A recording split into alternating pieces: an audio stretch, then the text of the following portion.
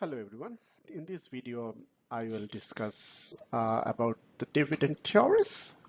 In fact, there are three opposing views on the effect of dividend on the firm's value or on firm's share price. On the right, a conservative group argues that investors prefer higher dividends. As a result, the higher dividend will have a positive impact on share price, or you can say that higher dividend increases share price. On the left, another group argues that higher dividends decreases value because dividends are taxed more heavily than capital gains. And in the center, there is a middle of the road party that claims that payout makes no difference. So payout policy makes no difference means a payout policy or dividend policy doesn't have any impact on share price.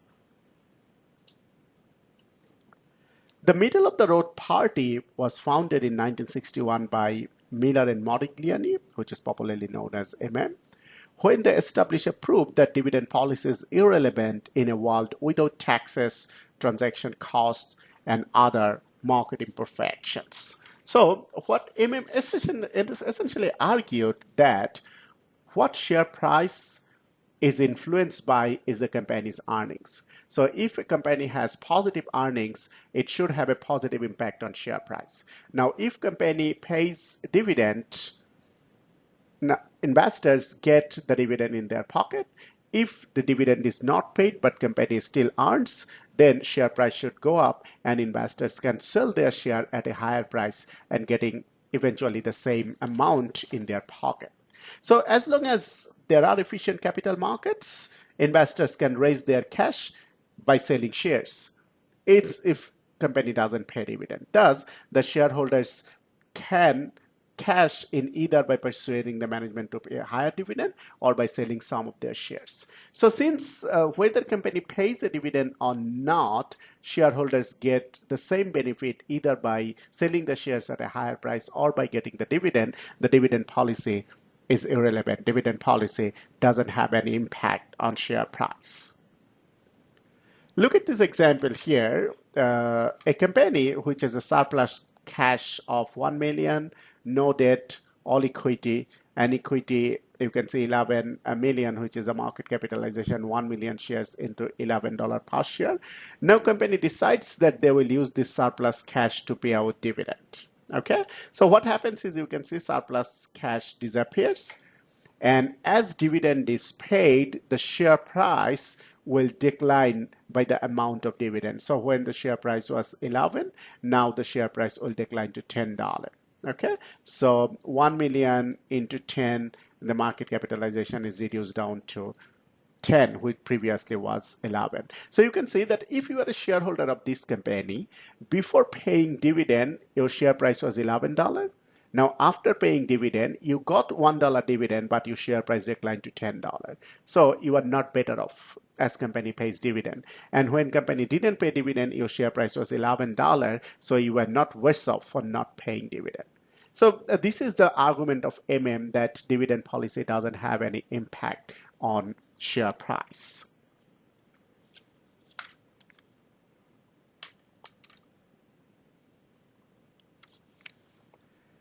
Now the second argument, as we said, that a dividend may increase value, which is the rightest argument. Keeping in mind that MM said dividend policy is irrelevant because it does not affect shareholder value. Of course, MM assumed absolutely perfect and efficient capital markets. In MM's world, everyone is a rational optimizer. The right-wing payout party points to real-world imperfections that could make high dividend payout ratios better than low ones. There is a natural clientele for high payout stocks. For example, some financial institutions are legally restricted from holding stocks lacking established dividend records. Trust and endowment funds may prefer high dividend stocks because dividends are regarded as a spendable income, whereas capital gains are additions to principal. There is also a natural clientele of investors, such as the elderly, who look to their stock portfolios for a steady source of cash to live on. In principle, this cash could be easily generated from stocks paying no dividends at all, the investor could simply sell off a small fraction of his or her holdings from time to time.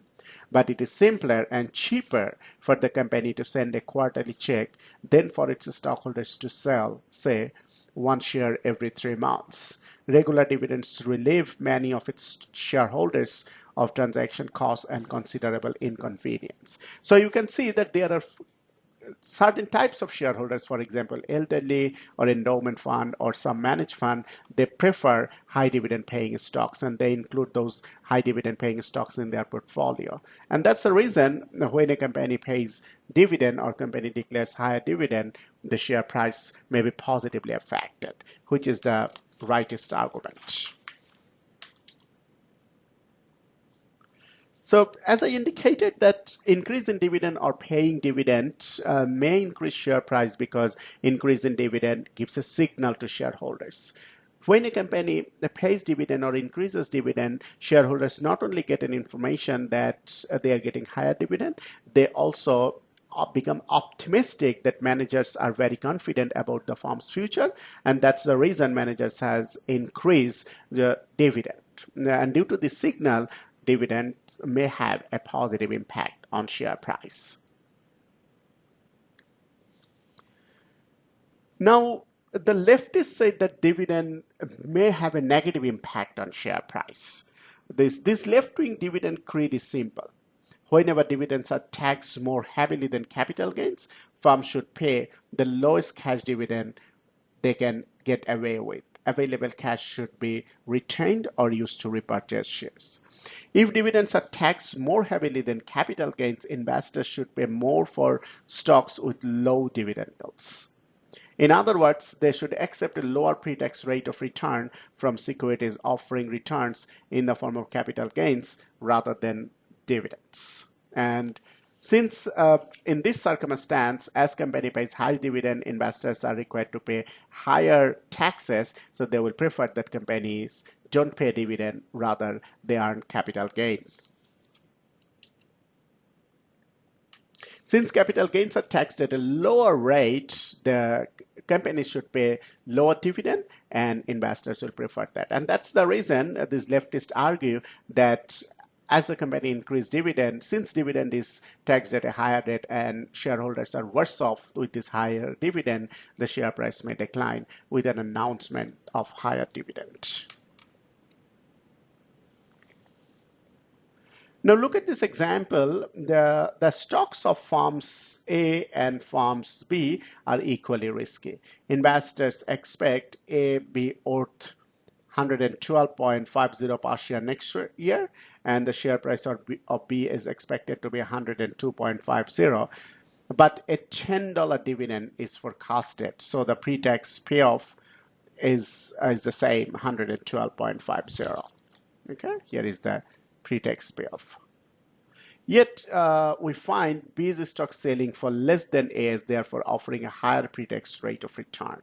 The reason is obvious. You can see the firm's A share price is 100 and it's 97.78, and capital gain is 12.50 and 4.72, and pre-tax rate of return for A is 12.5% and for B it's 15.5%.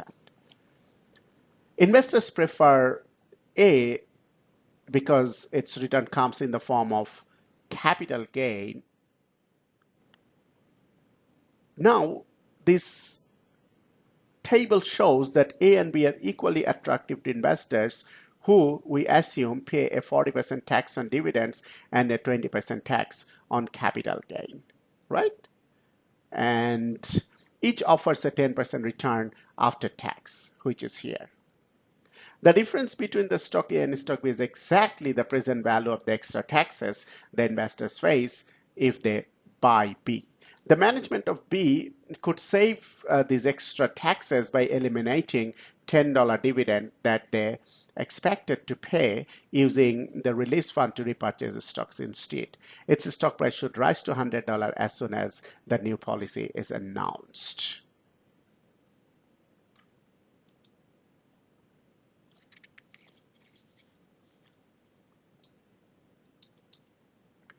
Now, one thing we need to remember that, as we said, the dividends decision may have a negative impact on share price because dividends are typically taxed at a higher rate. However, in the recent times, that this argument has weakened because the tax rates on dividends and capital gains are pretty much similar nowadays. This is one, and still investors may like capital gain rather than dividend because in the case of dividend, shareholders need to pay taxes immediately. So in fact, when company pays dividend, the tax is cut down at source. However, in the case of capital gain, investors can defer capital gain taxes. It means that capital gain tax is paid only when you sell the share at a capital gain and you pay taxes. So you can defer the capital gains until you sell shares. And another point is there are also advantages for the corporations that pay dividends. They are, in the case that company pays dividend, they get some advantages from government. So these are also some factors that affects companies' decisions that whether they pay dividend or they do not pay dividend and arrange for capital gains for the investors.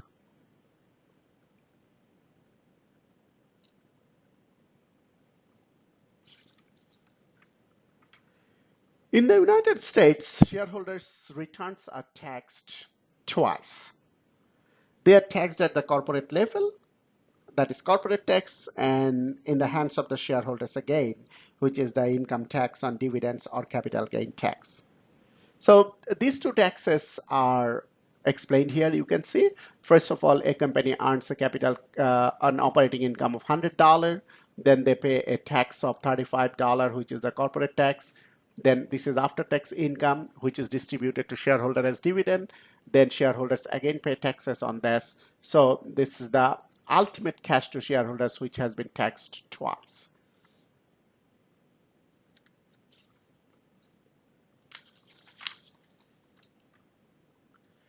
Now, in some other countries such as Australia and New Zealand, shareholders' returns are not taxed twice.